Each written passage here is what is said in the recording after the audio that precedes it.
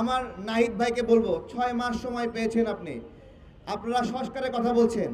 আরে ভাই 6 মাসে টেলিটকের যে সিম এটারই তো উন্নতি করতে পারেন নাই। টেলিটকের সিমে নেটওয়ার্ক পায় না।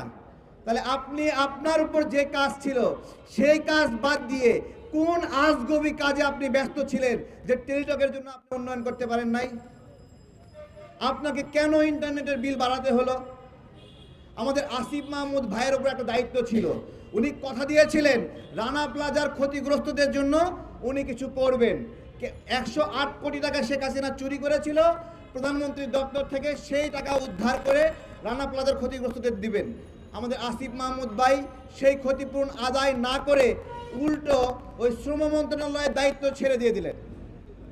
আমার কথা, আপনি কি সংস্কার করবেন? আপনারা একটা একটা করে দায়িত্ব ছেড়ে দিচ্ছেন। আবার শুনছি আপনারা নাকি দুইজনে দায়িত্ব ছেড়ে দিবেন। আমার কথা হলো, দায়িত্ব যদি ছেড়ে দিবেন, দায়িত্ব ছেড়ে দেওয়ার উদ্দেশ্য কি? দায়িত্ব নেওয়ার উদ্দেশ্য কি? আপনি দায়িত্ব নেওয়ার উদ্দেশ্য ছিল ক্ষমতা, দায়িত্ব ছেড়ে দেওয়ার উদ্দেশ্যও ক্ষমতা, দুইটাই ক্ষমতার উদ্দেশ্যে। একবার দায়িত্ব নিয়েছেন 6 মাস ধরে খাবেন বলে, আবার এখন দায়িত্ব ছাড়ছেন সামনে 5 বছর খাওয়ার জন্য। লজ্জা লাগে না? দেশকে ফাঁদের মধ্যে ফেলে রেখে চলে যাচ্ছেন,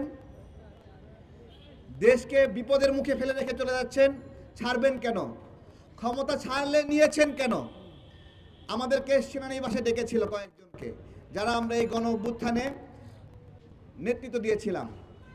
সেই সময় আমাদেরকে বলেছিল যে আপনারা যেহেতু অনেক জীবনে ঝুঁকি নিয়ে এই লড়াই করেছেন, আমি নামগুলো বলি, আমাকে বলেছিল, আক্তারকে বলেছিল, নুরুল হক নূরকে সহ কয়েকজনকে এইভাবে বলেছিল যে এরকম কিছু তরুণকে এই উপদেষ্টা প্যানেলে যুক্ত করবে। তখন এই নাগরিক কমিটি বৈষম্য বিরোধী যারা দেখছেন এরা বিরোধিতা করেছিল, বলেছিল যে এদের মুখ রাজনৈতিক পরিচয়। কি পরিচয়?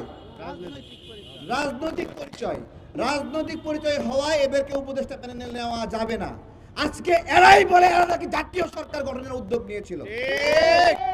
আমার কথা হলো, আমি রাজনৈতিক তুমিও তো এখন রাজনৈতিক পরিচয় ধারণ করতেছো, তুমি তো ওই একই পথে হাঁটলা, তাহলে তুমি কেন বাগড়া দিছিলা? হিংসা কইরা?